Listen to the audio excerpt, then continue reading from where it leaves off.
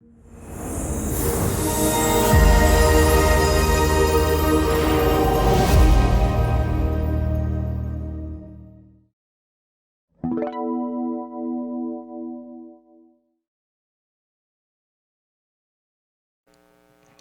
나눌 본 말씀 이사야 7장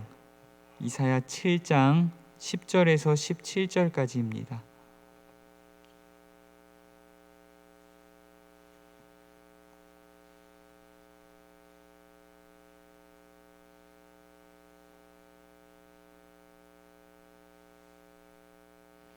이사야 7장 10절에서 17절까지입니다. 한 절씩 읽으시고 17절 말씀 합독하겠습니다. 제가 먼저 읽겠습니다. 여호와께서 또 아하스에게 말씀하여 이르시되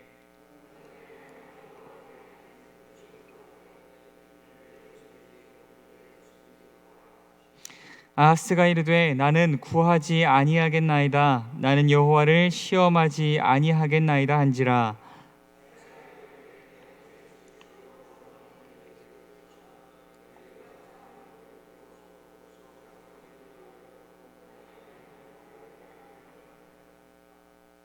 그러므로 주께서 친히 징조를 너희에게 주실 것이라. 보라, 처녀가 잉태하여 아들을 낳을 것이요 그의 이름을 임마누엘이라 하리라.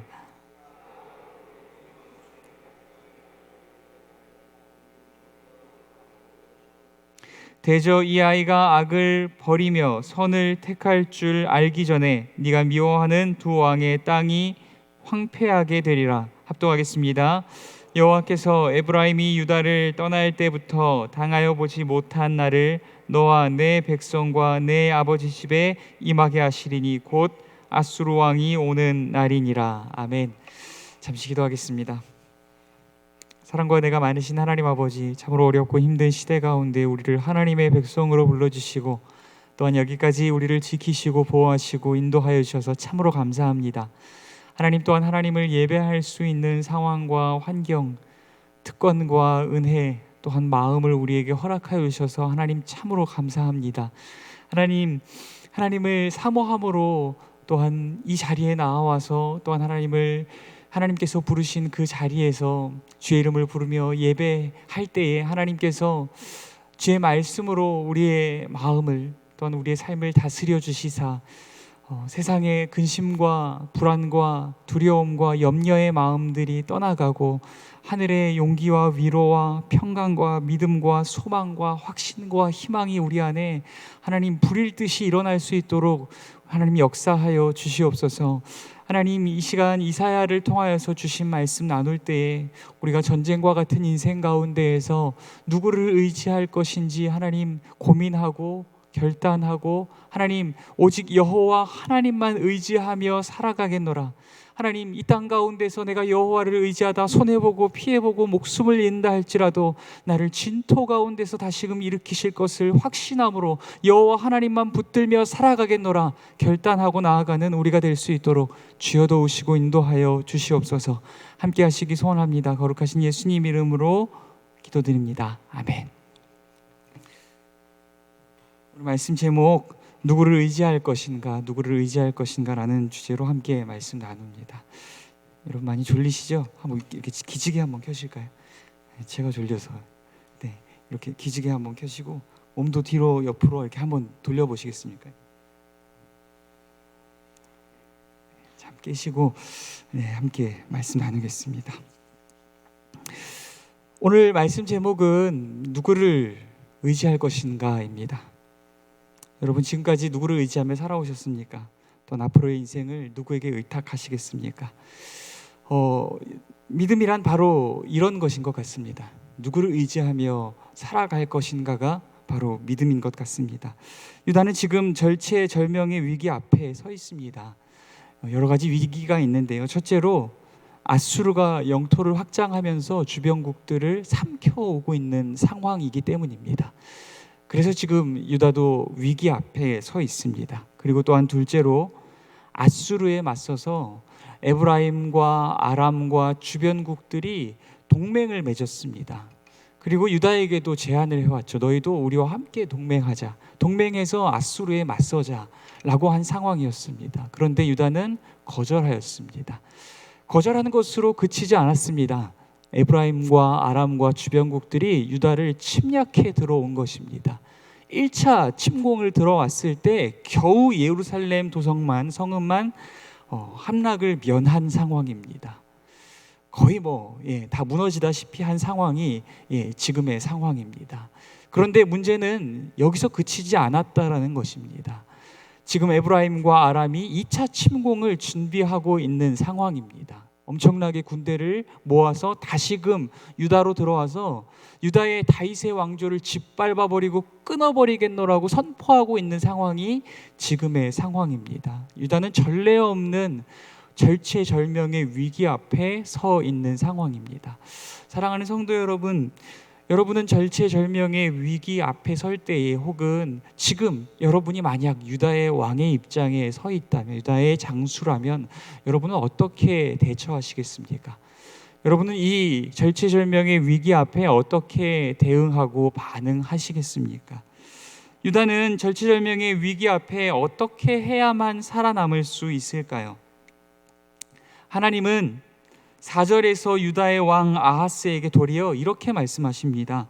아무것도 하지 말라라고 말입니다.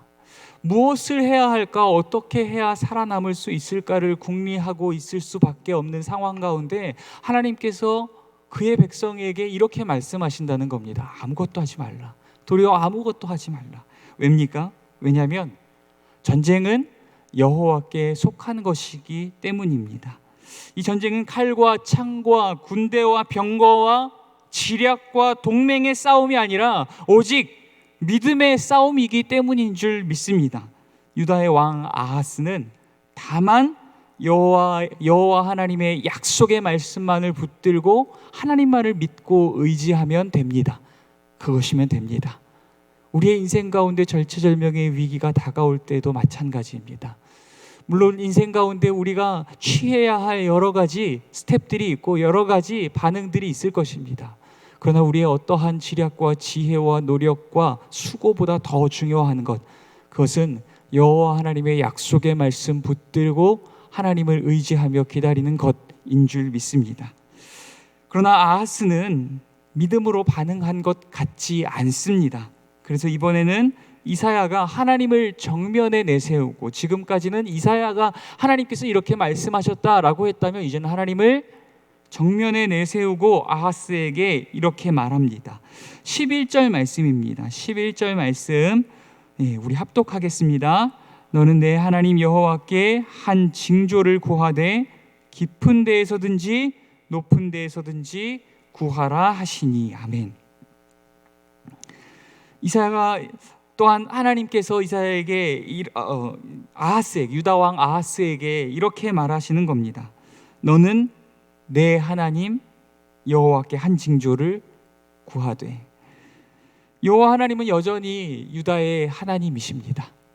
그리고 여호와 하나님은 여전히 아하스의 하나님이십니다. 이제 유다의 왕 아하스가 증명할 차례입니다. 내가 여전히 하나님의 백성인지, 내가 여전히 하나님을 의지하고 의뢰하고 여호와의 약속의 말씀을 붙들고 순종하는 자리에, 그 의의 자리에 서 있는지를 증명해낼 차례입니다. 그가 여호와 하나님을 의지하고 여호와 하나님께 의뢰한다면 이 말씀에 써 있는 것처럼 깊은 데에서든지 높은 데에서든지, 그것이 얼마나 깊은 절망의 수렁이건 얼마나 높은 고난의 벽 위에서건 하나님은 반드시 응답하실 줄 믿습니다. 지금 유다가 맞이하고 있는 이 절체절명의 위기는 오직 여호와 하나님을 의지하고 의뢰하는 믿음으로만 극복이 가능한 것인 줄 믿습니다.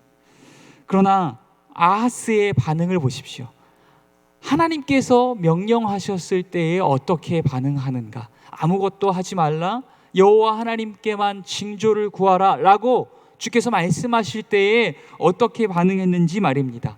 본문 12절 말씀입니다. 본문 12절 말씀 합독하겠습니다. 아하스가 이르되 나는 구하지 아니하겠나이다. 나는 여호와를 시험하지 아니하겠나이다 한지라. 아멘. 아하스는 이렇게 말합니다. 다시 한번 기억해 볼까요? 하나님께서 아하스에게 뭐라고 말씀하셨죠? 아무것도 하지 말라. 그리고 나에게 한 징조만 구하라 라고 말씀하셨습니다. 그런데 아하스는 이렇게 이야기했습니다. 아니요, 아닙니다. 저는 구하지 않겠습니다.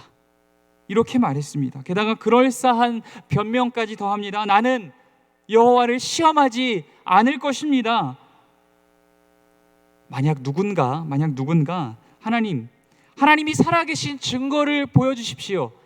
만약 하나님이 살아계시다면 나에게 증거를 보여주십시오. 그렇다면 그때야 비로소 내가 하나님을 믿고 하나님께 순종하겠습니다 라고 한다면 이것은 하나님을 시험하는 일이 될 것입니다.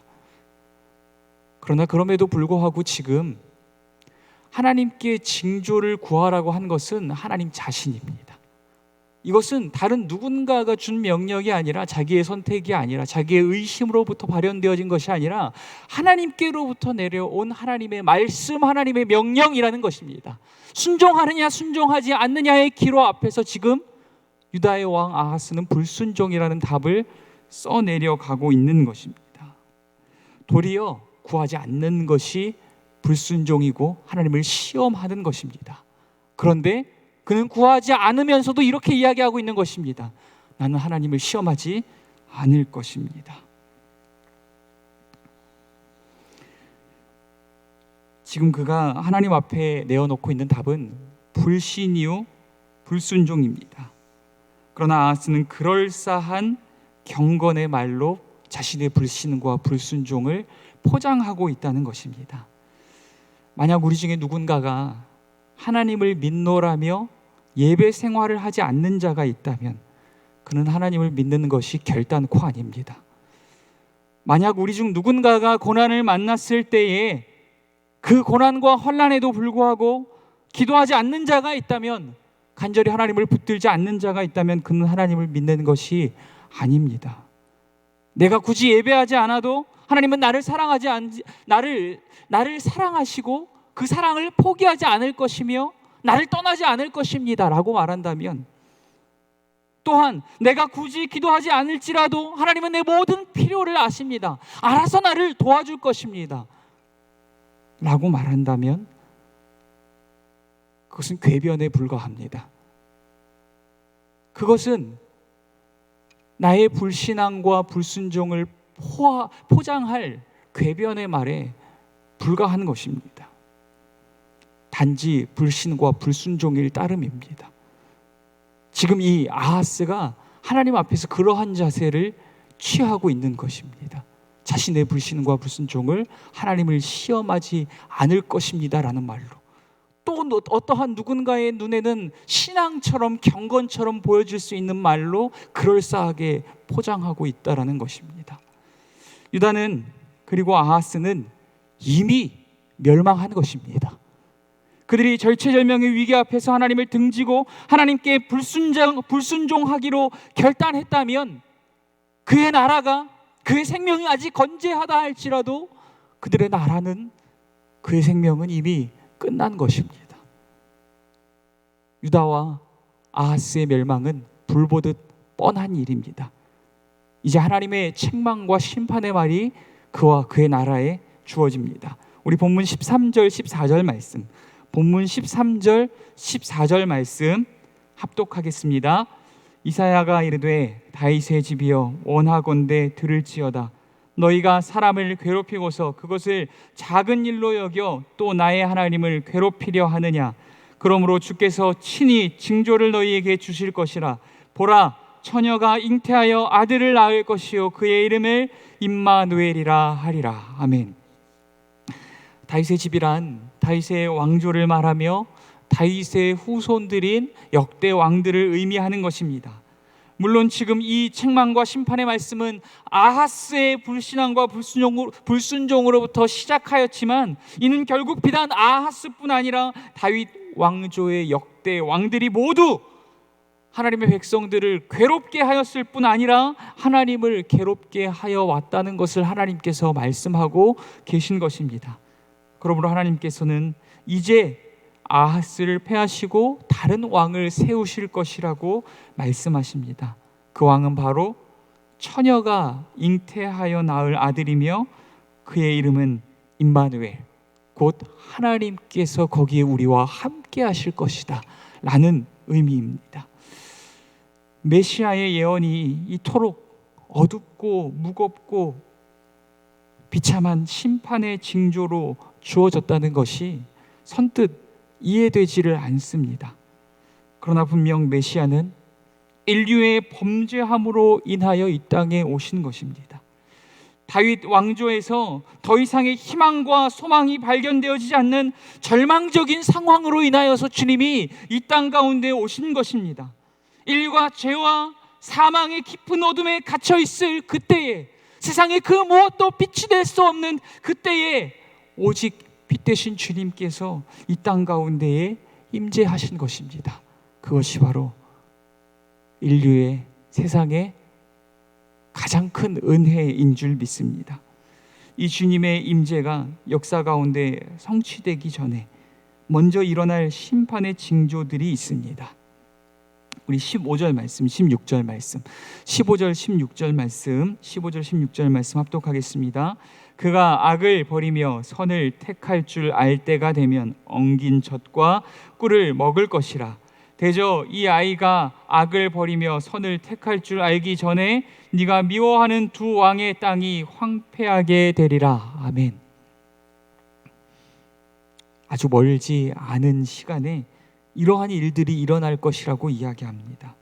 진정한 왕이신 주님이 임재하시고 공의로 통치하실 때가 이르기 전에 아직 멀지 않은 시간에 아하스의 불신과 불순종으로 인해서 그들은 먼저 엉긴 젖과 꿀을 먹게 될 것입니다. 여기서 지금 엉긴 젖과 꿀, 젖과 꿀이라고 하는 단어가 있기 때문에 마치 약속의 땅에서 주어지는 풍요처럼 착각하실 수 있지만, 이 엉긴 젖과 꿀이라고 하는 것은 당시에 가난한 사람들이 단촐하게 때우는 한 끼 식사 정도를 표현하는 단어입니다. 초라한 식단을 의미하는 단어입니다. 또한 이사야가 미워하는 두 왕, 에브라임과 아람, 그 두 왕의 땅이 황폐하게 될 것이라고 이야기합니다. 그런데 이것은 도리어 아하스에게는 심판이 아니라 축복과 상급이 아닙니까? 왜냐하면 지금 유다의 왕 아하스에게 아까 전에 말씀드렸다시피 아수르가 위협이 되고 있을 뿐 아니라 더 가까운 곳에 있는 위협은 에브라임과 아람이기 때문입니다.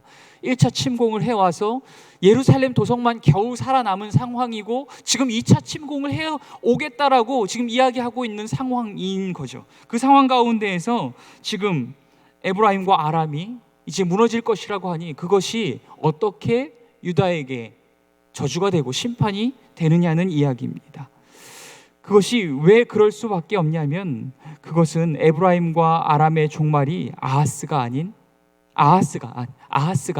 하나님이 아닌 아수르의 도움을 통하여 가져온 것이기 때문입니다. 다시 한번 정리를 하자면 지금 유다를 위협하고 있는 에브라임과 아람이 이제 멸망하게 될 것인데 그것은 하나님께서 허락하신 어떠한 결과가 아니라 아하스가 하나님이 아닌 아수르를 의지하여서, 도리어 적의 적인 아수르를 의지하여서 이 에브라임과 아람을 무너뜨릴 것을 이야기하고 있는 것입니다. 아하스는 에브라임과 아람보다 더 강한 아수르의 손을 잡는 것이 더 지혜롭고 현명한 일이라 여겼을 것입니다. 이 절체절명의 위기에서 하나님께 징조나 구하며 기도하며 기다리는 것이 미련한 일이라고 여겨졌을 것이고, 더 현실적이고 합리적인 선택은 아수르의 손을 잡는 것이라 여겼을 것입니다. 그러나 그는 알지 못했습니다. 하나님이 아닌 아수르를 선택하는 것이 얼마나 끔찍한 결말을 자신과 유다 가운데에 불러올 것인지 말입니다.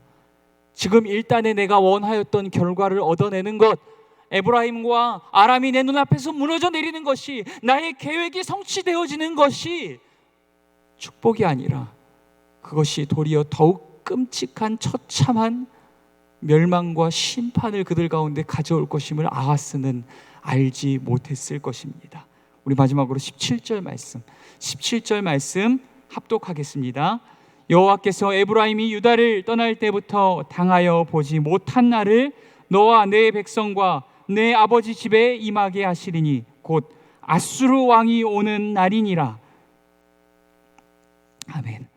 아하스가 자신의 구원자여 마지막 동아줄로 잡은 아수르는 오히려 그들의 목을 올가매는 올무가 되었고 그들을 멸망시킬 사형 집행자가 되고 만 것입니다.